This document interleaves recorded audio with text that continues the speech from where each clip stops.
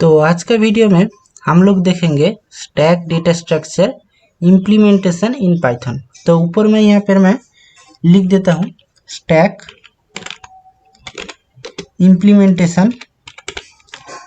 Implementation in Python.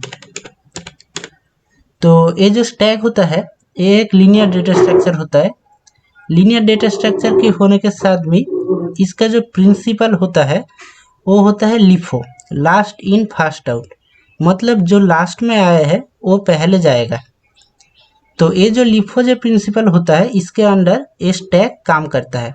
और stack से Python में नहीं है, इसके अंदर जावा में भी आप इम्प्लीमेंट कर सकते हो, C++ में भी इम्प्लीमेंट कर सकते हो।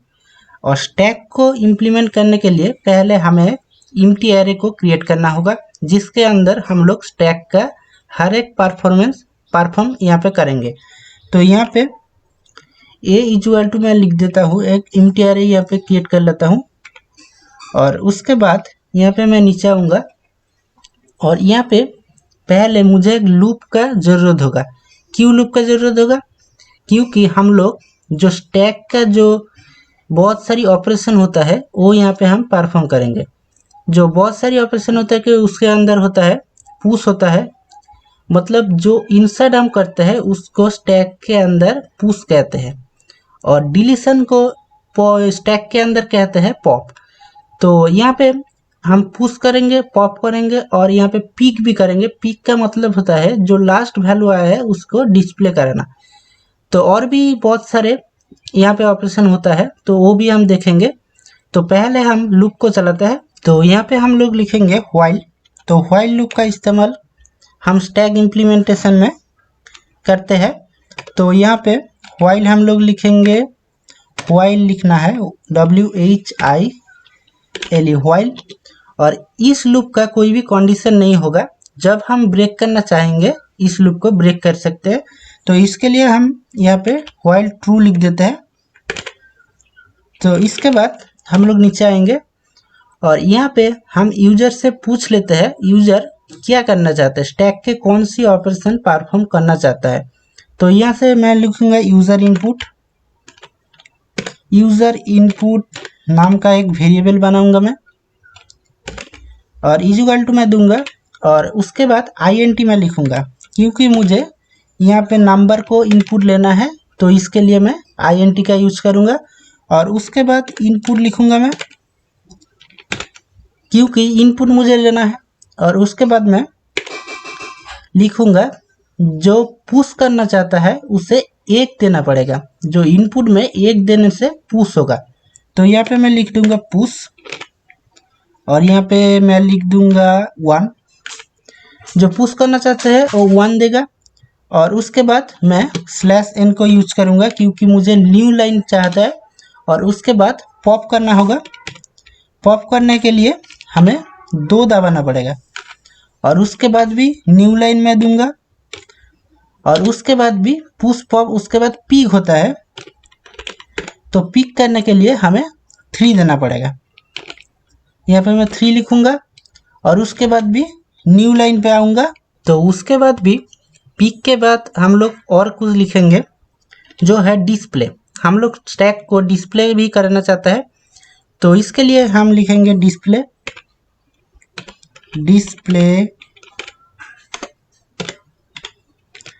तो डिस्प्ले यहाँ पे 4।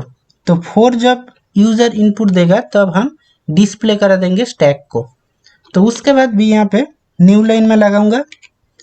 और न्यू लाइन के बाद यहाँ पे मैं एग्जिट भी डालूंगा। तो यहाँ पे एग्जिट लिखूंगा, क्योंकि ये जो व्हाइल ट्रू मैंने लिखा है, जो व्हाइल ट्रू बार बार ही ट्रू होता रहेगा, ये कभी भी एग्जिट नहीं होगा। जब हम यहाँ पे एग्जिट करेंगे, खुद से ब्रेक करेंगे लूप को, तो ही यहाँ पे एग्जिट होगा।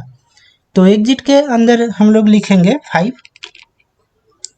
यहाँ पे मैंने 5 लिख दिया और एक न्यू लाइन दूंगा। और यहाँ पे मैं लिखूंगा एंटर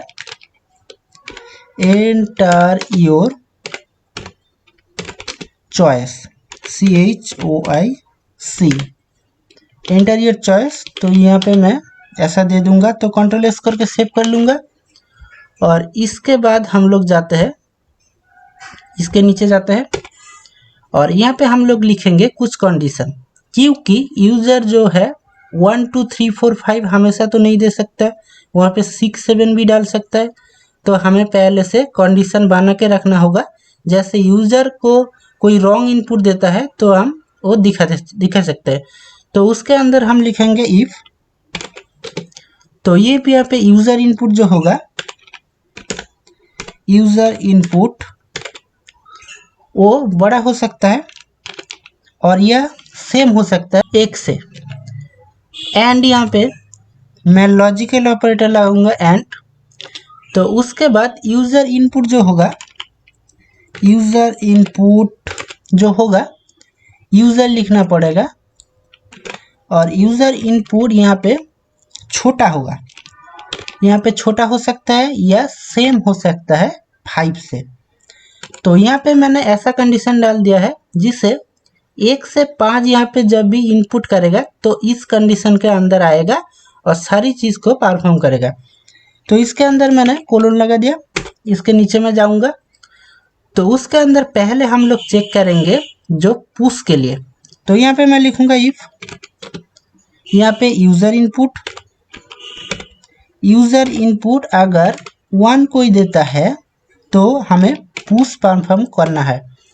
तो इसके अंदर हम लोग लिखेंगे डेटा इनपुट यहाँ पे लेंगे, क्योंकि जो पुश करना चाहते हैं उसे कुछ डेटा तो पुश करना होगा।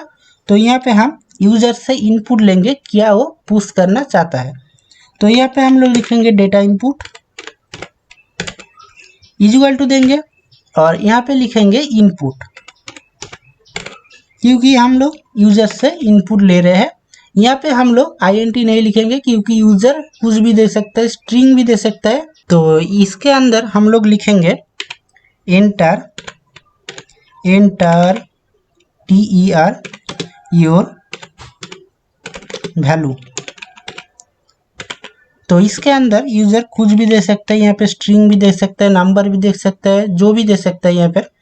तो कंट्रोल S करके मैं सेव कर दूंगा और उसके बाद मैं लिखूंगा यहाँ पे एक फंक्शन को, क्योंकि यहाँ पे मैं फंक्शन कॉल करने वाला हूँ।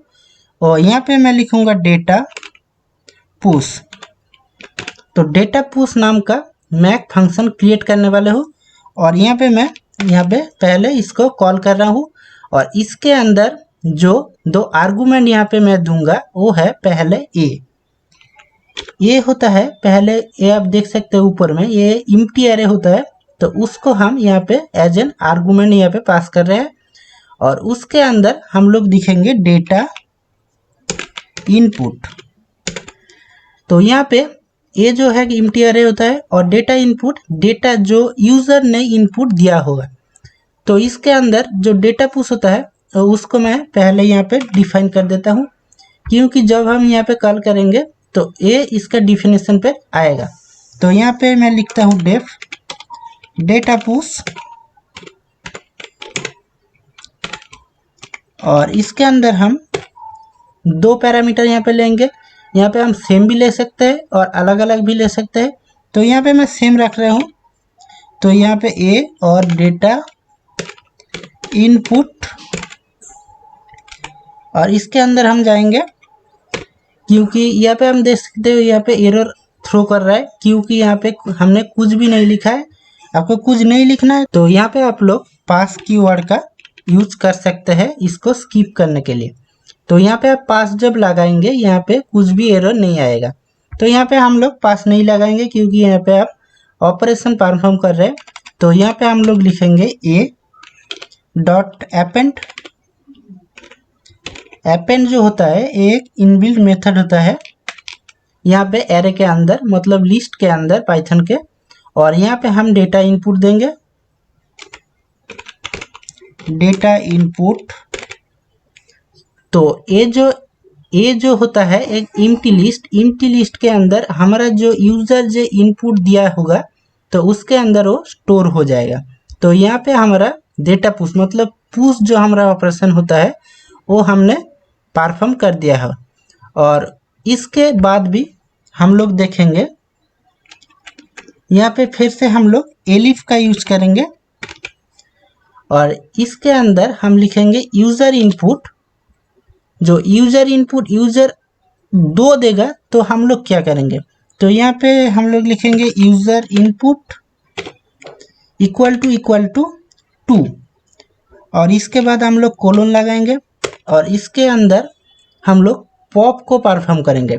तो यहाँ पे हम लोग लिखेंगे इफ़, क्योंकि पहले हम लोग चेक कर लेंगे इसको जब पॉप करने वाला है इसके अंदर डेटा एलिमेंट पहले से है या नहीं। तो नहीं है तो पॉप नहीं होगा और है तो पॉप होगा। तो यहाँ पे हम लोग लिखेंगे इफ़ लेन, मतलब कि इसका जो लेन होता है मतलब लेंथ, इस जो लिस्ट का लेंथ होता है, अगर length of a equal to 0, मतलब ये जो एरे का जो मतलब लिस्ट का लेंथ जो होता है तो वो 0 होगा, तो यहाँ पे हमारा ये जो लिस्ट है वो खाली होगा। तो यहाँ पे हम लोग प्रिंट कर देंगे, प्रिंट यहाँ पे डालेंगे और इसके अंदर लिखेंगे स्टैक इज एम्प्टी। अगर यहाँ पे खाली नहीं है, अगर एल्स हम लिखेंगे, अगर यहाँ पे स्टैक खाली नहीं है तो हम लोग यहाँ पे क्या करेंगे, यहाँ पे जो पॉप होता है मतलब सेकंड जो हमने लिखा है पॉप, तो पॉप जो फंक्शन है यहाँ पे हम लोग लिखेंगे। तो क्योंकि हम लोग यहाँ पे सेकंड में पॉप कर रहे हैं, अगर 2 यूज़र इनपुट देगा तो यहाँ पे पॉप पे आएगा और यहाँ पे पॉप के अंदर हम लोग लिखेंगे यहाँ पे ए, क्योंकि यहाँ पे हम लोग पॉप, यहाँ पे इनबिल्ट फंक्शन नहीं है, ये हमको डिफाइन करना पड़ेगा यहाँ पर यहाँ पे ए को हमने पास कर दिया है। हम लोग पॉप फंक्शन भी यहाँ पे परफॉर्म करेंगे, तो वो नेक्स्ट वीडियो के अंदर, क्योंकि ये वीडियो ज़्यादा लंबा हो रहा है। तो इस वीडियो में इतना ही, मिलते हैं अगली वीडियो पर।